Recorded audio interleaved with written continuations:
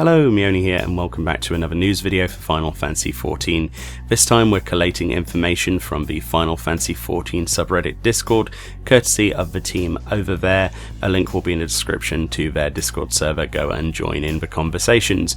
But in regards to Gamescom, which took place a couple of weeks ago thereabouts, there was some information from various interviews and talks with Naoki Yoshida, the game director and producer for Final Fantasy XIV.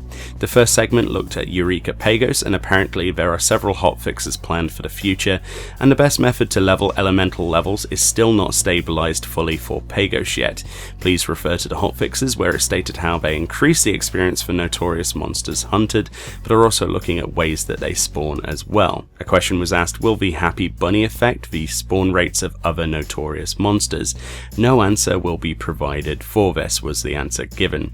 Whether this was an avoidance tactic or simply they didn't want to talk about it at this time, it's anyone's guess. Apparently Yoshida knows and acknowledges that there are hard to understand segments on how you trigger NMs, as well as the method to trigger them that isn't completely guaranteed. He talks about, can we do more about that? Apparently it's already underway, however it's not at the level where they can give a firm answer just yet. Next up, he talks a little bit about the recent Monster Hunter World collab for both Monster Hunter World and indeed our game, Final Fantasy XIV. Apparently initially Rathalos Extreme was set to 8 players, but they thought it would be bad if they were to deviate from the proper true spirit of Monster Hunter World during this production, so it became the format of 4 players and 3 fails equals a quest failure. Seeing warriors being popular or 4 summoner combinations, and how the play wasn't being restricted to roles, in a way it felt a lot more like Monster Hunter World. There were many voices from NA and EU saying that free roles is pretty good at its own. Hopefully these voices would become some sort of a hint for new content in the future, so I don't think they're done with this form and difficult content just yet.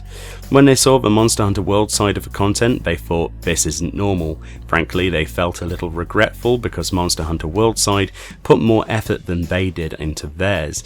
They didn't expect MHW would even implement dodge and guard for those events, and in that regard they're incredibly regretful that they couldn't portray the part-breaking aspects or tail dismemberment that's so popular in those, so they hope to have a revenge so they can do further in the future.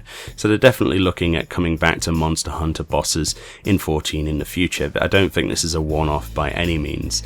Apparently patch 4.4, the information we got from this, it will be similar to kickstarting the prologue or episode 0 of a 4th season of a TV or drama show, simply because of the heavy amount of storyline being portrayed in this chapter. Apparently there are no big plans for the Tokyo Game Show, so all of the information was shown in the 14-hour broadcast, and the next information dump will likely be at the Las Vegas Fan Festival and in the various developer blog entries before then. Next up, we might as well include the 5th anniversary special that Famitsu did on the Famitsu website, but it had some interesting stats. Apparently about 50% of the world's players are from North America.